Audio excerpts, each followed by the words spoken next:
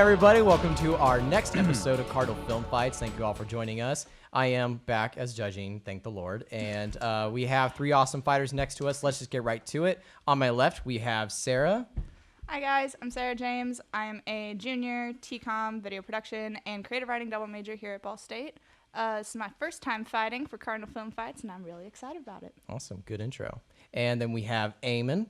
Hey there, I'm Eamon. I'm a freshman TCOM and theatrical studies double major. Yeah, that's about it. Cool. And we have Nick. Yeah, I'm Nicholas Rohrman, and ditto. Awesome. Fun fact, he's also my roommate. Yeah. Oh, really? Oh, hey. That's awesome. Yeah. Cool. Well, sweet. Well, let's just get right to it, guys. Of course, we got Vaughn fact-checking and Morgan on time and score. And you guys all got the questions ahead of time? You all good on the rules right now? Yes, sir. All right, and you also know the last round is double points, right? Yes. Oh, Yes. okay. Yes. And it's going to be a random order. So our first question is best pilot episode. Now, we're going to start with the 1-minute intro with Sarah going this way. So, Sarah, whenever you're ready, the clock will start. So I went with the longest running fantasy show in North America, which is Supernatural. The show is currently on its 12th season and over the years has built up an insane number of fans who love and support Sam and Dean Winchester. This fan base is massive, and the pilot episode is something that is still talked about and seen as important 12 years later. It sets up the characters in the world so beautifully, has amazing quotes that fans still talk about, such as, driver picks the music, shotgun shuts his cake hole, dad's on a hunting trip and hasn't been home in a few days, and one of my personal favorites, we've got work to do. I mean, that line was utilized in the show's 200th episode, and it comes from the pilot. The pilot establishes the most important relationship for the entire show, which is the bond between these two brothers. That relationship has been the driving force behind the show for 12 years, and it's the reason fans are still watching even now for season 12. And we get that dynamic between Sam and Dean right off the bat. Awesome. Really good intro. All right. And Eamon, you're up next whenever you're ready. Okay. My best pilot episode was Rick and Morty. Rick and Morty, the pilot episode sets the tone of the entire series perfectly. But one thing that the Rick and Morty pilot does that a lot of shows unfortunately fall to is it's not an exposition episode. We get a lot of serialized shows that take the first episode to try and explain everything. Rick and Morty jumps right into the action and takes a little bit of time to explain the world in which they live and the world which and the many universes they travel to. But other than that, it just hits the ground running, sets you off on a fantastic adventure, and sets the tone perfectly for the rest of the series. Awesome. Cool. All right. And last got Nick. All right, I chose Futurama, and Futurama is just amazing in general. And I think the thing that makes Futurama so great is, it just sets it up so perfectly. And like he said, it is an extremely exposition-heavy episode, but at the same time, it still gets into the action. And I think the best thing about Futurama is it is such an intricate, such an intricate story and heavily detailed, yet all of it is immediately aware in the first episode. And I think that's something that Matt Groening and everyone behind Futurama really should be proud of. Awesome. Really cool. Good introductions, guys. And let's go ahead and start on our 5-minute open forum. Okay, so I'm going after you first. I don't think your pilot happens without his pilot, so really it's just an argument between the two of us. Agreed. So, but beyond that, like, I'm not a big adult cartoon person. That's not my sense of humor. So when I watched both of these pilots over the weekend, like, I really didn't like the Rick and Morty pilot. That's not my thing. I was like, I feel uncomfortable and weird while watching this. The animation style isn't quite my favorite. And I actually asked one of my best friends who he watches Rick and Morty and enjoys the show.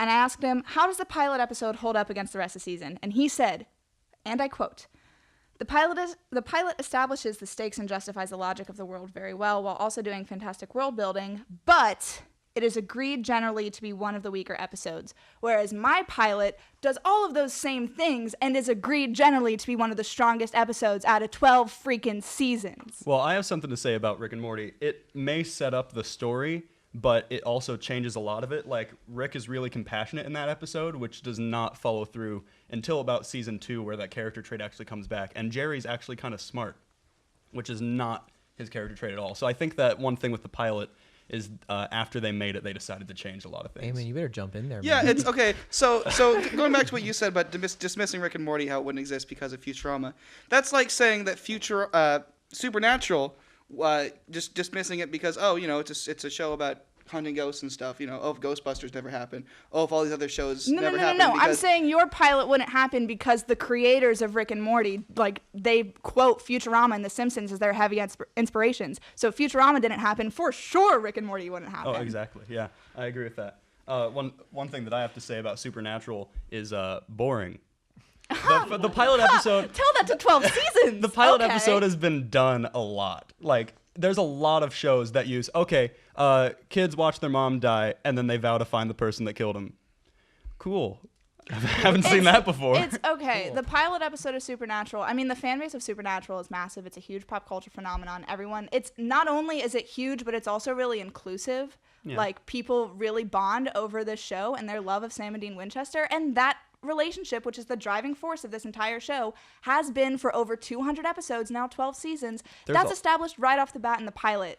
There's also like 2 billion people that consider themselves memers. So I don't know if I'd consider a fan base one of the things that adds it in. Oh, yeah. Like, if you're talking about the quality of the episode, of the one episode creates a fan base. Like, I'm a fan of the Rocky Horror Picture Show. It's a great movie, and there's a great cult following. Sorry, I take that back. It's not really that good of a movie. Sorry, it's not. But people still bond and love over it because they relish in its ridiculousness. And I think another thing I had about Supernatural was I almost felt like the special effects in that episode sort of destroyed the tone that it was setting. And of course, it's only the pilot episode. They're expected to get better, but it's still, as a pilot episode, I feel like they could have been a lot better. I mean, it was mid-thousands. The special effects are going to be what they're going to be. Like, I think there's a reason why it's the longest running fantasy show in North America. There's a reason why the CW keeps, renewing it year after year. There's a reason why so many people travel across the world to go see these actors at conventions to discuss in depth and in detail I do what want the to hear show some means thoughts to them. like based against like Futurama, because I'm hearing a lot between Okay. I think that Supernatural sets up a lot, but I don't know if it's necessarily in part to its pilot episode. I think it's in part to the entirety of the show or the first season. Also, if you want to go back when you had said about them changing the personalities of the characters, there was a lot of that happened in Futurama. Like, Bender in the first episode is very different than Bender by the end of the series. To an extent. I mean, character development is going to happen. Absolutely. So you shouldn't dismiss my pilot episode because they decided to develop the characters further. But yours is like a stark difference from first episode to second episode. Jerry is like really smart and he's talking about how he wants to save his family, and then in the second one he's playing a balloon popping game on his phone. My argument against Futurama is going to be, like, I enjoyed the Futurama pilot. Again, as far as, like, that's not usually my thing, but the Futurama pilot, I think, did a good job of kind of setting up the rest of the season. But my issue is that I didn't get enough character in that pilot episode, whereas, like, as Supernatural's really character driven, and I got a lot of who Sam and Dean are right off the bat in their first interactions with each other. Supernatural also was 43 minutes long, while Futurama was only 15. True. It's hard. I mean, it is hard to compare, like, sitcom versus drama, but... Okay, I got awesome arguments from all of you. Now we're going to go to introductions with Nick coming this way. So, Nick, you start. Outroductions? Conclusions. Okay. Sorry. I just think that Futurama wasn't touched on a lot in this debate because there's clearly a lot more problems with Rick and Morty and Supernatural. I just think Futurama does a perfect job of explaining what happened. Like, he goes ahead 1,000 years, and it's perfectly understandable from watching the episode. So I think it sets up a lot of story, and you know immediately what's wrong. All right. And let's go, Eamon. One thing that you pointed about Rick and Morty's pilot episode not being the greatest episode, I think that's a testament to the rest of the series, about the fact that this one pilot episode, even though it's not the best, got so many people hooked on the show to the point where they're, demanding that the third season be made earlier, and that it's built so much of a fan base in the small amount of time it's been on the air. All right. And then Sarah. Supernatural is a huge part of pop culture. The fan base is huge and global, and the fans also have a strong connection to the characters, and have had that connection to these characters from day one. The pilot makes us love Sam and Dean, and we're interested in their story because the characters are compelling. The family dynamic that is introduced in the pilot still holds up and has been brought back in season 12. You ask almost any fan of Supernatural for their top 10 list of Supernatural episodes, and I guarantee you the pilot is on that list. Wow. All right. A lot of passion. Can I mention that I'm dressed like Fry from Futurama? Oh, I didn't Was that know. done on purpose? It was. That's Okay. awesome. All right. Vaughn, was there any? So TV shows are difficult to find, or especially episodes of TV shows are pretty difficult to find like critical ratings of. But IMDb is the best thing I could find. Futurama's pilot episode has an 8.7. Rick and Morty's pilot episode has an 8.3, and Supernatural has an 8.8. Ooh. Wow. So all pretty even on that front then. Wow. So this one was pretty tough. Crew, is there any insight on that? Nick, yeah. Yeah, Nick won. Nick hit both of them hardest. He had the best He took counter arguments, notes. the best arguments. If you could see this, he took notes. Sarah admitted that she liked the pilot of Futurama, and that's always a big knock when I'm judging or when I'm debating. She also continuing to argue the fan base. That's not substance about why your pilot is the best. Yeah, you might have a bunch of fans, but that doesn't necessarily make a good pilot. I definitely think she deserves second, but she doesn't have there's not enough pure knocking against Futurama to give her first. And Eamon, you gave it your best shot, but you got it in on both sides, and there's just nothing you could have done. Knicks Man. unite. It's almost like you Gotcha. like judged a show before. Crazy. Well, Anyone else thoughts or? All right. Yeah. One thing I do have to agree with is Eamon. They kind of did cream you on that. And I'm really the feeling, thing is, it's like when you get now that you have a feel for how Yeah. the fight goes, it's like you need to get in there and interrupt people sometimes. It's not the funnest thing to do, but to get your point in through, sometimes you got to cut people off and say, well, this is what I have to say. But with that being said, yeah, they just got way too much against you. And I could list some of the things, but I'm sure we all kind of agree on that. So it came down to Nick and Sarah, and you guys were like, yeah, battling for each other's throats. However, I didn't hear enough against Futurama. It was all about, you had a lot prepped more in favor to fight against Rick and Morty as opposed to Futurama. And like again, what Nick said, with the fact that when you complimented Futurama saying you wouldn't have Rick and Morty if it wasn't with that, and that all just kind of brought it up to where Nick gets first place, Sarah gets second, and Eamon gets third. So, I would say that a show is nothing without its fan base. That's so. true. all right, yeah, all right, cool, all right, good fight, guys. That was really good. Let's go to our second round.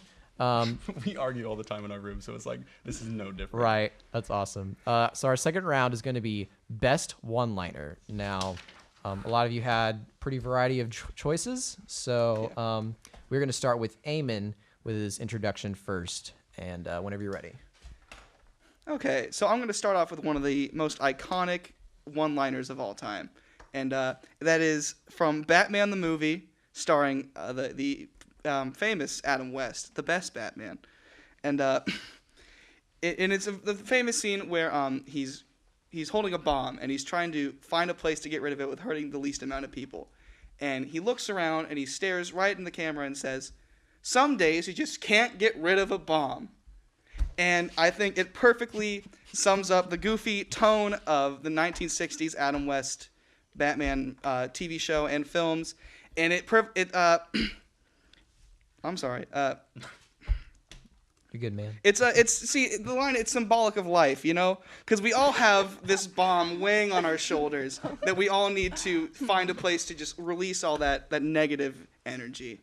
So some days we all just can't get rid of a bomb. Man, that really took a deep turn. We all have a bomb. All right, cool. Let's do Nick next with introduction. All right. So I chose the line, "Our Lady of Blessed Acceleration, Don't Fail Me Now" from Blues Brothers, and it's a classic among many. And I think I knew that I wanted to do something from Blues Brothers, and there are multiple lines I could have chosen. But I chose this one because every time I watch it, it does not fail to make me laugh the hardest out of the entire movie. And in the Blues Brothers, if you haven't seen it, it's about two orphans who went to jail, and then they come back and their orphanage is going to be shut down. So their entire mission, they're on a mission from God. They are going to bring their band back together to raise the money to save the orphanage. And the entire thing is laced with religious elements, even though they themselves have stated that they're not religious, but they're doing it for the nuns and everyone at the orphanage. So they're in a car chase because they're doing bad stuff trying to get the money. And he says, "Our Lady of Blessed Acceleration, don't fail me now." And that is just iconic to me. All right, pretty good. And Sarah? So for me, a movie one-liner is an iconic line from a film that is representative of the film as a whole. The line I chose isn't just iconic, it's legendary. And it represents arguably the biggest franchise in pop culture, and that's "May the Force Be With You" from, of course, Star Wars. Star Wars kind of created the concept of popular culture that we understand today. Nothing was as big as Star Wars before it came out. It was groundbreaking in visual effects. Everyone knows it across the world. Force Awakens is the third highest grossing movie of all time, and I don't think there's a line that embodies Star Wars quite like "May the Force Be With You." It's on t-shirts, on bumper stickers. People have tattoos of this line. It's empowering, it's uplifting, it's an integral part of this entire franchise. The 4th of May is entirely dedicated to loving Star Wars because of this line alone. I don't think you get any bigger than Star Wars, and I don't think you get a line more iconic than "May the Force Be With You." Wow. Another really good intro. All right, there's an open forum. There's an argument, so let's go ahead and start with that. To me, a one-liner is a line that's said once. May the Force Be With You is not a one-liner. It is said 14 times for the 7 main series Star Wars films, and variations of the lines are said many times as well. Okay. Did you guys team up on this? No, So, we both happened to research it at the in same time. preparation for this debate, I did a quick Google search, just best one-liners in film, and "May the Force Be With You" was on every single list that I found. Was that on The Onion? No, it wasn't on The Onion. It was like a part of, I don't know, the American Film Institute and their list of iconic lines What from do they movies. know? And even if you just want to focus on the first time that it's said in A New Hope, even then it's still an amazing moment because it's not said by a Jedi, it's said by Han Solo as this means of empowerment to Luke Skywalker, our hero for the rest of this franchise. That's cool. Vaughn, can you look that up, like how many times it's said? Oh yeah, in each 14. movie? Oh, yeah. All right. Yeah. I think that just goes to prove that the original line was so important that first time it was said in A New Hope that it went on to become iconic and legendary for the entire franchise as a whole. If you had heard "Yippee-ki-yay, mother effer" in Die Hard more than once, it would have lost its appeal. I don't think that's valid. I think that's an extremely iconic line from Die Hard. It's right up there with "Hasta la vista, baby," and "I'll be back" from Terminator, which were 2 of the examples we were given in the email for this There you debate. go. I do think that the reason, the fact that it's Sorry, said, calling you out. the fact that it's said so Googled many it times too, kind of so. decreases its value to me. Where I feel like it's one of those things that the characters by the time all the movies happen, it's something they just kind of say in conversation. "Oh, may the Force be with you." And I feel like my line, "Some days you just can't get rid of a bomb," it fits so well because it's the perfect tension reliever for this big dramatic moment of Batman trying to relieve Gotham City of this bomb. I think we just have very different definitions of one-liners, and for me, a one-liner is just something that's iconic, and I don't think you get any more iconic than "May the Force Be With You" from Star Wars. I mean, it's everyone, regardless if you've seen any movie from Star Wars, you know that line and you know where it's from, and you know that it's held at a very high level of importance for the fans. One thing that I want to say about Eamon's point, when you were doing your description, you said the best Batman was Adam West. No. 100%. No, Here's the I thing, disagree though. with that wholeheartedly. Knowing Eamon, I know who his favorite Batman is. It is not Adam West. It is Kevin Conroy. And he was upset that people would not debate Kevin Conroy in a best Batman debate. So that right there dispels your entire argument. Some days you just Get can't outta get rid of here. a bomb is Doors not over even. there and there. There's plenty of doors for you It's to leap not through. even the best one-liner from a Batman film. What- Like what out is- of what- all the what- Batman films, what is the best one-liner from a Batman for film? me, it's "Why So Serious" from The Dark Knight. Yeah. Like that's far more iconic and has a whole lot more of deep connotations than "Someday You Just Can't Get Rid of a Bomb." Just because something's cheeky does not make it amazing. I mean, that's why yeah. no one said it has to have a whole bunch of. Okay, I'm really. Let's talk about Blues Brothers. All right. No, we can talk about okay. Batman. So I'm fine with that. okay, Blues Brothers. Our Lady of Blessed Acceleration, don't fail me now. It's a great line, but it's not even the best line from Blues Brothers. What would you say the best line from Blues Brothers is? Of course, there's "We're on a mission from God," but Yeah, I which think is said multiple times, which is against. But in my opinion, the best line is "No, ma'am, we're musicians." I think out of Ooh, any I other may of the agree lines, with that one. yeah, One of out the of any of the reasons- lines from Blues Brothers, besides "We're on a mission from God," that perfectly represents Blues Brothers as a whole. It's it's No Man, We're Musicians. One of the reasons why I did not choose that is because my definition of a one-liner not only being said once is that it is said out of context and not in a sentence. So like, some days you can't get rid of a bomb, said just randomly. It's not in a conversation. Same with May the Force be with you. Most of the time, it's not said in a conversation. No, I think that can be said regardless, like apropos of well, nothing. it can, but I'm saying like most of the time it's out of a conversation. So is Our Lady of Blessed Acceleration. I feel like No Man Musicians is a great line, but I wouldn't consider it a one-liner because it's in reply to a question. Let's make one final point on May the Force be with Okay. you. So, I grew up going to a Catholic school, and so there's, if anybody's been to a Catholic mass, they say, may the Lord, Lord be with you. No, and yeah. also with you. And with your spirit, Catholic And stuff, I'm sick and tired of all these, youth ministers, whatever, trying to be cool and say, and, talk about Star Wars, may the Force be with you, and also with you, and with your spirit. And I'm like, no, it's time for it to stop. And we would never have had this problem if that line was never uttered. Star Wars ruined Catholicism. Yes. You heard it here first, folks. That's what I'm thinking. No, ruined Catholicism. I think the line "May the Force be with you" Not as even far right. as representing, I don't know, maybe the biggest franchise in film. Jesus I think, used to be the only hope, and now it's Obi-Wan Kenobi. It's all Star Wars' I fault. don't want to be here anymore. With that, we're done. All right. Wow, that got really deep real quick. First it's like a bomb, and now it's like it ruined Catholicism. So, okay, cool. You heard it here at Cardinal Film Fights. Let's do introductions, starting with Nick. All right. Again, not many people touched on my subject, so I would say that it's a pretty standalone line. It falls under my definition of one-liner, at least, and I think it perfectly wraps up the entirety of Blues Brothers, because everything is on faith in that movie. Even if they don't have any, it is still on faith, and I think that's something really cool. And Star Wars ruined Blues Brothers because of the Catholics thing. So, Okay. And we'll go Sarah next. I don't think a one-liner has to be funny, nor do I think it needs to be said once. I just think it needs to be iconic. I think mine is the obvious choice because my one-liner represents the biggest pop culture phenomenon in film. Star Wars is loved by billions of people across all generations, ethnicities, genders, classes. The franchise is truly legendary. And as far as iconic lines go, I don't think you get any bigger than May the Force be with you. All right, and then Eamon to finish it up. Some days you just can't get rid of a bomb. Fully sums up the nature of the 1960s Batman films. You may not like them for their they're just oddball humor, but you really have to appreciate what they did to introduce Batman into popular culture to millions of people. And I think that this line from this fantastic movie was one thing that really brought it all together. Great. Awesome. Like I said, at Vaughn, was there any facts to check up on that? Everything I caught checked out. All right. This is hard because I went to Catholic school too, Eamon, so I know that much. Star Wars single-handedly ruined but- Catholicism. I don't think that's a valid point. What do you guys think? I wasn't Crew? trying to bring religion into this. That was, Keep that it was short. on you. I mean, personally, I don't think any of them get first place. Okay. Same. But, I mean, if I had to pick, I mean, there just wasn't enough. There wasn't enough substance amongst any of them. Just who do you think won? Sarah. Okay. Thank you.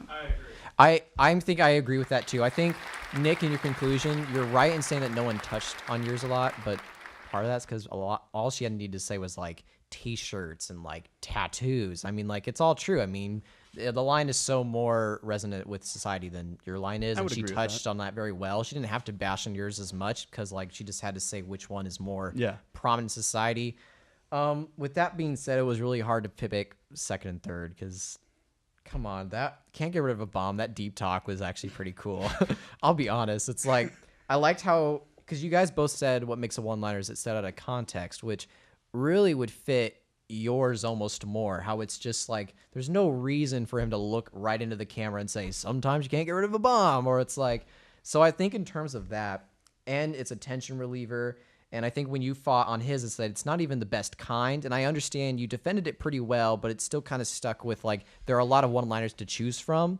And that being said, I think Eamon picked the one that resonated most with his movie. So I'm going to pick Eamon for second and then Nick with third. But that was my order as well. That was a really good fight, guys. That was awesome. So going on to round 3, this will be Best Movie Twist. And intro, we'll start with have we started with you before, Nick? I'm going to say No. let's start with Nick introductions. All right, so I chose Best Movie Twist, Planet of the Apes. That is probably one of the most classic movie twists and one of the first.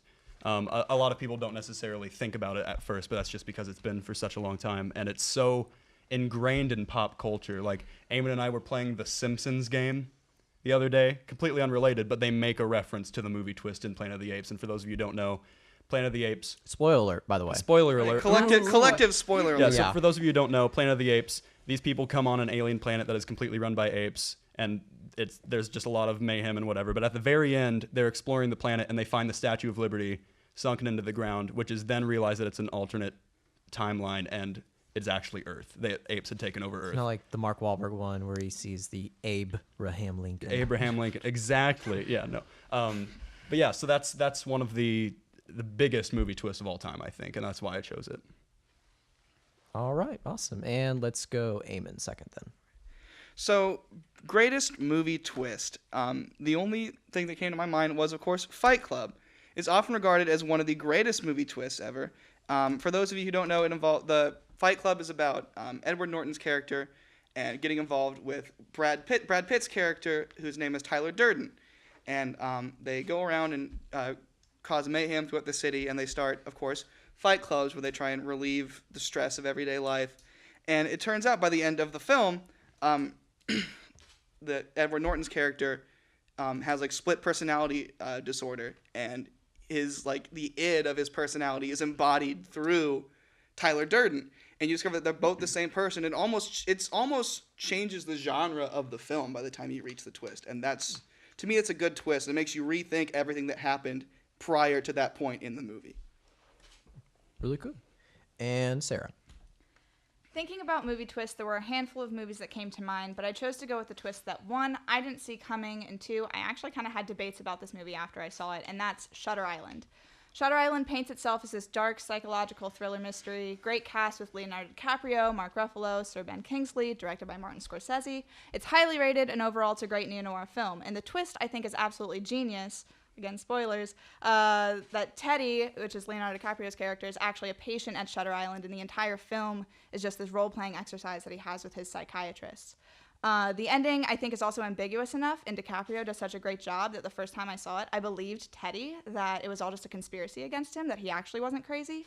And I think it begs to be rewatched, not just to see the film like through the twist, but to come to the conclusion if Teddy is actually crazy. And I also think the twist enhances the movie itself, adding another layer of depth to the characters and overall emotional complexity to the narrative. Awesome. And let's go to our 5-minute open forum.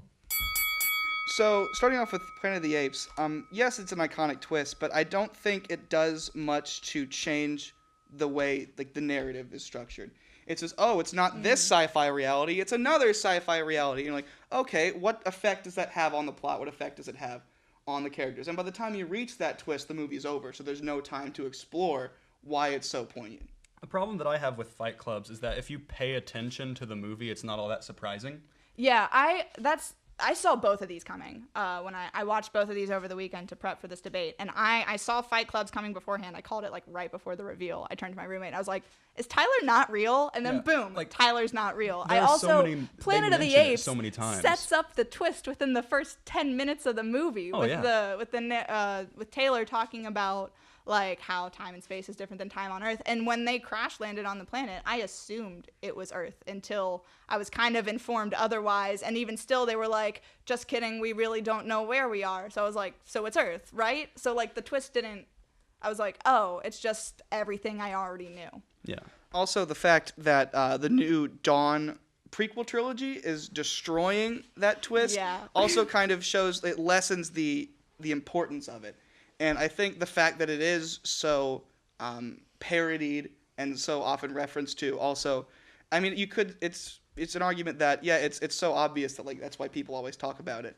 The Fight Club, the fans of Fight Club and people who've watched it have purposely gone out of their way to make sure like people who are going to see it don't know the twist before they go into the film. And I think that's what's important, is that you have fans that care so much about having the effect of the film hit the audience. Well, I think that if people did know the twist going into the movie, it would be even more obvious to the audience, because there are so many references to the fact that no one knows who Tyler is, and that they confuse the two characters. I mean, often. when the narrator got a call on a payphone, I was like, you can't do that. No one, like, can you call back on a payphone? Yes, you can. actually, That is yeah. But true. that's like Yes. that's my first instinct was like, what? Like that's not something to where my belief was already suspended. And they never also, once say the narrator's name, and I think that's one of the big tip-offs because his name is Tyler, which is Brad Pitt's character. But you see, I think that's what's so incredible about it. If you go back and watch the movie a second time, you pick up on everything that you might not have seen the first time around. And then everything starts to slowly make even more sense with each consecutive viewing of the film. For me, my biggest issue with Fight Club actually is that I don't think the twist is medically sound. And for a weird like film nerd like me, I don't think dissociative identity disorder works that way, where you can have two different personalities and have one personality that views the other personality as a separate entity. And have both personalities talking to each other and interacting with each other simultaneously. I don't think that's how dissociative identity disorder works. And it's a conversation I had with my roommate while we were watching the movie. And it's something that actually kind of bothered me as I was watching it. I was like, I mean, belief is already suspended in movies. Film does that. Yeah, but like, I was watching it and then the twist happened and I was like, but I don't think that's possible. I would Well, agree it's with that. the whole tone of the movie already has sort of a surreal tone. You already know this isn't supposed to be our reality, I sense. And if you're going for medically accurate, I'm not sure how medically accurate Shutter Island's twist would be. I'm not sure if that's how schizophrenia would be.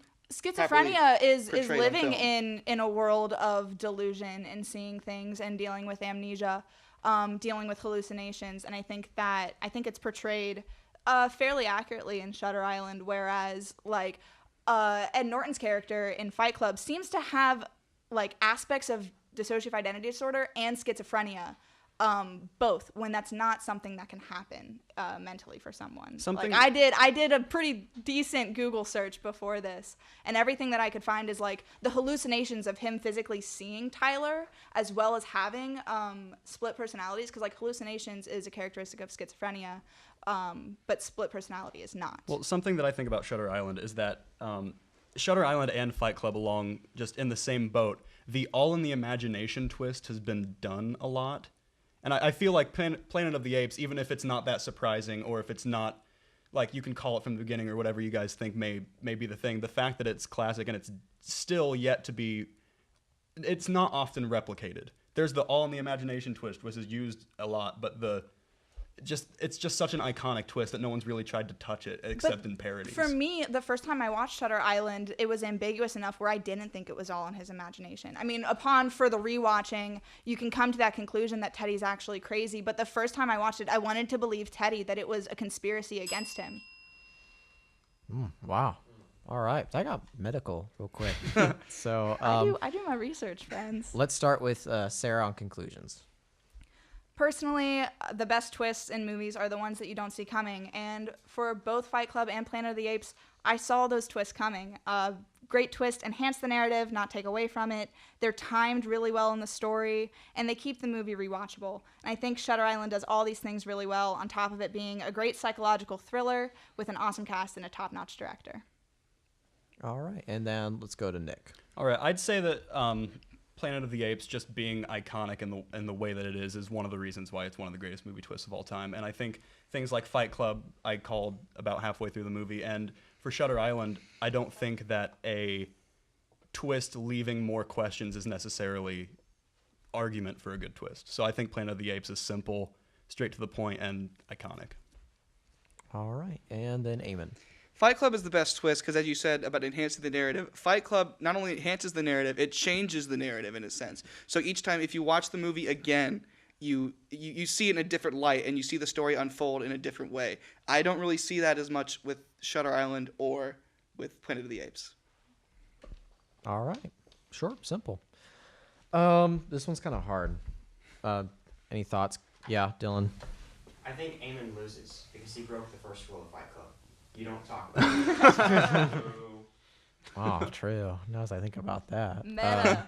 Well, Vaughn, was there any cleanup on that? No, unless you want Rotten Tomatoes scores. I think it's fine because Okay. we're not debating against movies. It's just the twist Right, itself. Yeah, Nick. I would give it. This has been the best round so far. But I would give it. I think Eamon won this one because he defended his points well and he attacked both people with very solid arguments. Then I would probably give it to Sarah and then Nick. I disagree. Well. Say what else is new? What do you think? I think Nick got me with the all in the mind thing. I mean, those two can be wiped out because they're the same twist, in my opinion. Good point. That's kind of true now as I think about that. This was really kind of hard because Eamon's point against Nick where he said that the twist for your movie doesn't really do anything to the plot was a really strong pull, and I didn't get anything to defend that. And so, but that was a huge thing. Plus, he got the Dawn prequel trilogy destroys that twist because we now all know. And I don't necessarily think that prequel movies would change the fact that it's the one movie. I understand that, but it's my point is I got a lot more arguments I didn't see defended pretty well. Sarah, you also had really good arguments though. When you did you really do all the research medical? I was watching Fight Club with my roommate, and she had seen the movie before multiple times. And it was my first time seeing it, and as the movie was wrapping up, I'm on my phone googling dissociative identity disorder to try to figure out if that's physically possible, and I just don't think it is. Yeah, and I think going with that really does also help too. So all in all, this is just really, really hard. But I think overall, and I know you debated against his argument with how, you could say the same thing for in the mind thing might not be exactly correct either. But then you also said that it's a movie, and you even concurred with that. It's reality is going to be a little bit distorted in any kind of other sense. And so with that being the case, I got to go with Eamon with the first place point. And for second place, this is harder. I think because you did do the extra research, I'm going to give Sarah second and then Nick third. So, but that was the best one. So in actuality, after I watched Fight Club, I was like, dang it, this movie's really, really good. Oh yeah, they're all good movies that yeah. you picked, and the twists are all good too. All right, so that brings us to our fourth final question, and this is also double points as well. And Y'all aren't ready. let's just get right to it. It is, which movie should be a musical? So I'm really excited for this one. And let's start with Eamon. All right. So, best movie that should be a musical, I chose UHF, which is a 1989, fact check me on that please, I don't remember, cult classic starring Weird Al Yankovic. And 89, yes. 89, yeah, I believe it was written by him too, or in some capacity.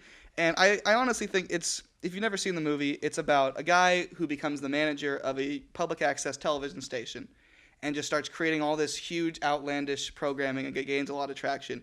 And I think it would work well as a musical, not only because you could have some great satire of not only TV shows that are on the air and musicals that are on Broadway at the time, but I also think it's the natural progression of Weird Al Yankovic's career. And I think that if we had a musical on Broadway with music and lyrics by one of the greatest comedians and lyricists of our time, it would be a smash hit. So UHF. Is it UHF or UAF? UHF. UHF. Oh, okay. Got that wrong. And let's go with Nick next. Hercules. Disney's Hercules.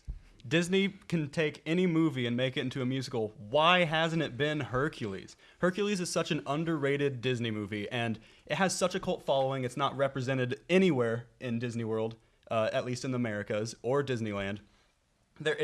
No one ever remembers Hercules. And I think that there are so many songs that could be written. Hades could have a song. There are so many different just things you can do with Hercules that hasn't been done. And one of the things that makes me most upset is they were writing one, and then Frozen came out, and they scrapped it and started working on a Frozen musical. So I think Hercules is by far over, it just needs one. It's time. It's time for a Hercules musical. All right. I'm what I'm writing is currently writing, but Frozen. But Frozen. That's always been a thing, but Frozen happened. Frozen. Okay. So now Sarah. So I used to be a hardcore theater kid in high school, and one of my favorite musicals I was ever a part of was Spamalot, which is based off of Monty Python and the Holy Grail. Keeping this in mind, I thought, what other cult classic would make a great parody musical? And it came to me, The Princess Bride. The coolest thing about parody musicals is that each number can be inspired by another famous musical. Imagine epic choreographed stage fighting between Wesley and Inigo, both of them jabbing at each other while singing about great swordsmen they are, kind of like Agony from Into the Woods, but with swords. A beautiful yet hilarious self-aware love song between Wesley and Buttercup, like the song that goes like this from Spamalot. A grandiose introduction number for Vicini, complete with a kick line, very vaudevillian. And my personal favorite, an epic rap battle of wits a la the cabinet battles from the biggest hit on Broadway right now, Hamilton. It's a heartfelt and hilarious story with great characters and memorable lines and with potential for a great original music. I think it can adapt brilliantly for the stage. Okay, now before we start, I want to let you two know that that introduction was killer. So with that being said, going into the 5-minute open forum, so just to let you guys know, because I would see yours in a heartbeat, just saying from that pitch. But I'm not going to take that away. I'm just saying she had a really good introduction. So whenever you guys are ready with the open forum. So what would set Princess Bride apart as a parody musical from other musicals? I think UHF would work better as a parody musical because you're not limited to the fairy tale world of the Princess Bride. You can do anything you want, like you're creating a TV show. Also, since it's limited to the fairy tale world, I feel like it'd be too much like Shrek. Because Shrek on Broadway is it's very much a parody of a lot of the Disney shows that are on Broadway, Shrek of course. is one of my favorite musicals. You don't have to tell me. Oh yeah, and well, there you go. It's because I think that just even further proves my point. Spamalot, Something Rotten, Shrek. They're all great musicals that poke fun of musicals in general. They do well. Parody musicals do extremely well on Broadway, and I think Princess Bride lends itself brilliantly to that. And that's why I think Weird Al Yankovic's UHF would be perfect. Who would not go see a brand new musical with brand new songs by Weird Al? His record deal expired, I think, last year. And so now he's looking for something to do. And I think if bringing back UHF and updating it to the modern audience, I think would be phenomenal. I think that what? No one has seen the movie. I have. Exactly. But that's just because I follow Weird Al to the extent where I will look up things that he's been in and watch his movie. It is not... I wouldn't even consider it a cult classic, to be honest. I don't think it has a big enough following. Well, it doesn't have a big enough following. It's a great movie, but it's not. It wouldn't. I don't think it would gain traction. A lot of times, what happens when you adapt a movie to a musical? Sometimes the musical gets even more traction. Look at Little Shop of Horrors from 1960 with Jack Nicholson. No one cared about that movie. Then once they came out with the musical, it was a smash hit, and they made a movie adaptation of the musical, which is even bigger success than the original. I feel like that's not enough veracity to need that, because there have been so many great musicals. Like, as a theater major, I love musicals, and there have been so many that failed on Broadway that could have gone, and they've made revivals and they've come back. But I just don't think that UHF would make a good When we talk about musicals that make it on Broadway, there was already a Hercules musical written for the Disney Cruise Line. And a lot of times what they'll do is, what Disney will do when they make a lot of musicals, they'll send them to the Disney cruises or to the Disney amusement parks to see how well they do. That's why Aladdin, one of the reasons why Aladdin has a Broadway adaptation is because it did so well at Los Angeles at the Hyperion Theater. Their musical adaptation. Yeah, I can So what's go that on. saying, like, with the fact it was written for a cruise? What it was saying was, and I've seen it on, there's a YouTube version of it, and it's not that good. And I think, if the fact that it couldn't get off the ground from the Disney cruise and not onto Broadway is testament. I think if it hasn't been made already, then it's not, and there's no reason to make it. I think that if they had gotten Alan Menken to help with it, then it would have gotten a lot better. My issue with your pitch as Hercules as a musical is that, you have a lot of really popular Disney musicals. Most of them are from the Disney Renaissance, and, that was my childhood. I love Hercules as a musical, but I just don't think it suits itself very well for stage. And I'm going to direct your attention to Aladdin. It got its feet off of the ground from a park, but on Broadway, it kind of flopped. It didn't do nearly as well as what Disney was expecting. It's still running on Broadway. But it's not pulling the numbers what they expected. Which musical did you say? Aladdin. And I think the reason that Aladdin was really difficult to adapt for the stage, as well as why it's not doing as well, is because it doesn't have huge ensemble numbers, and it has these larger-than-life characters that are really hard for a single actor to pull off.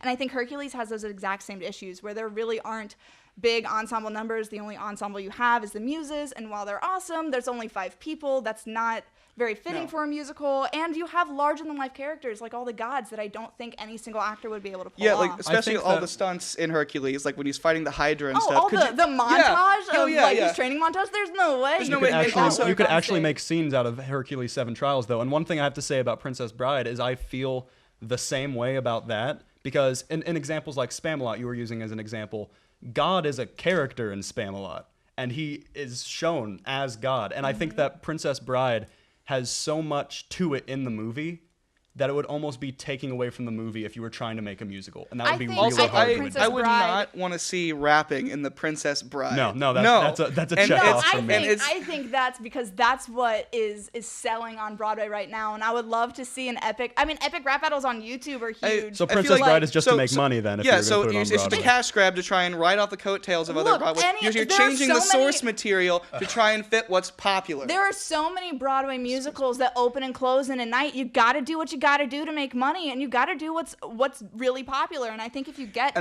great team for great original music, for great original music, a brand new score, new songs. My movie has the highest ratings on Rotten Tomatoes over both of yours. So and no one knows UHF. I had so many other things I wanted to say. Wow, that got nasty real quick. Okay, let's go Nick first on conclusion. All right, Disney's Hercules. It's just, I don't know what else to say about it other than the fact that it's Disney Hercules. I think that just because they tried it on a cruise does not mean that completely negates it. The cruise things are like 30 minutes long. They try to condense the story. There are no new songs added. There's so much you can do with a full-length Hercules that no one has tried. And the fact that Frozen bumped it out, I think, is more of a reason to give it a chance to thrive. All right, and then Sarah. In a difficult and cutthroat world of theater, the musicals that make it to Broadway are the ones that have a big name behind them. The Princess Bride is fun, it's adored by many, and quoted by all. It has action, romance, fantasy, it's great for the whole family. And creating a musical that does what Spamalot did for Monty Python and the Holy Grail is something that I think should be on Broadway right now. I don't think Hercules will adapt that well on stage, and I don't think UHF has a big enough following for it to be successful on Broadway, whereas Princess Bride has great potential for original music and a big enough following for it to be successful. All right, and Eamon, to finish it off. Yes, so Weird Al Yankovic is probably the biggest name in comedy music. And if he were to create, I'll give you some time to name somebody else. But I think if you put his name on the marquee, Weird Al Yankovic's UHF, I think you could push a lot of seats. And I think it could grow the fan base from the musical. And I also believe I would not want to see the source material of Princess Bride mess with to try and be parodies of other shows. So UHF. Woo! Wow. Any cleanup on that, Vaughn? Sarah was correct. Her film has the highest Rotten Tomatoes ratings. UHF has a 63%, Hercules has an 83%, and The Princess Bride has a 97%. And in your opinion, Vaughn, which one do you think should win? Honestly, I really liked your point about if you put Weird Al's name on the marquee, I feel like that would really pull an audience. It didn't work with the movie. Why would it work with a Broadway? I guess. Hey, the argument's over. Hey, time is up. Time is over. Time is over. I will say I had you last until that point. I think that Sarah gets first, but between second and third, I'm conflicted. What you guys? I wholeheartedly disagree with Vaughn. Sarah got bashed in on more arguments than she's ever been, and she didn't defend any of them well. I disagree with that. The Hamilton buttering up with Hamilton, they hit her on the cash cow, cashing in. I think that was a good argument that they made. In my opinion, Eamon wins. He had the power of Weird Al. He defended his own, the arguments they made against his better than Sarah did. By a long shot, and Nick, you just had no shot, man. They beat you in with the Disney Cruise thing, and it's improbable. Eamon wins this, in my opinion, without questioning it whatsoever. I think Sarah backed herself up pretty well. I think so too. And here's the thing, I thought about this too. It's which one am I gonna buy a ticket to tomorrow? And I'd buy a ticket to Sarah's right away. After the introduction, I was like, I would go see that. Now, that being said, you all had very, very good points. Because I said, like, you guys need to, like, attack her, and you did. You all had very good points. Like, the cash grab was very good. You didn't think, like, the rapping and basically being, it would be kind of a copy of Hamilton. But, I mean, other musicals are going to do it, and other musicals have done it. And Like he said, UHF. would that help Princess Bride at turning the source material into being a parody helped as well?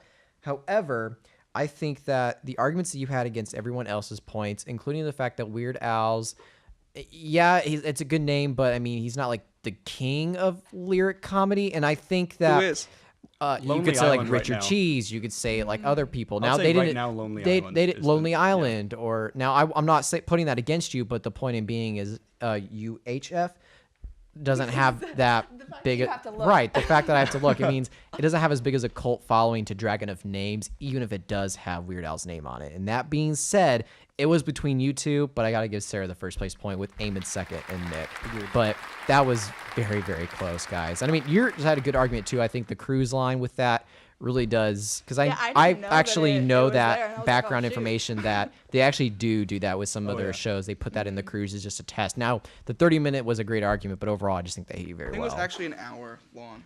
I don't know. So, but- All I gotta say is that when I found out that Princess Bride was the thing we were gonna be arguing against, Eamon and I flipped a lid. My notes say "wing it." There's nothing I could say against Princess Bride. Princess And Bride is my roommate's favorite movie. I kinda she got can that quote too. verbatim the whole thing. And when we were like, going back and forth on pitches, and she was actually the one that pitched Epic Rap Battle because she also loves Hamilton. And I was like, oh, that'd be sick. That'd be so cool. It was I just want like that right now. whether it would have been good or not, your pitch alone just like sold me. See, And I'm the so, opposite. It doesn't matter about the pitch. Princess Bride wins. Yeah, that too. It's Princess So, but you guys all had really good fights, really good arguments. This was a great round, and I believe Sarah won hands down, right? So, but good job, guys. That was an amazing fight, and we hope to have you back sometime in the future. Thank you, Vaughn, for facts. Thank you, Morgan, for time and score. Thank you all to the crew. And with that being said, thanks for. I always say thanks for coming, but enjoy the rest of your lives. I like that actually. So yeah, enjoy the rest of your lives. Bye bye. Goodbye.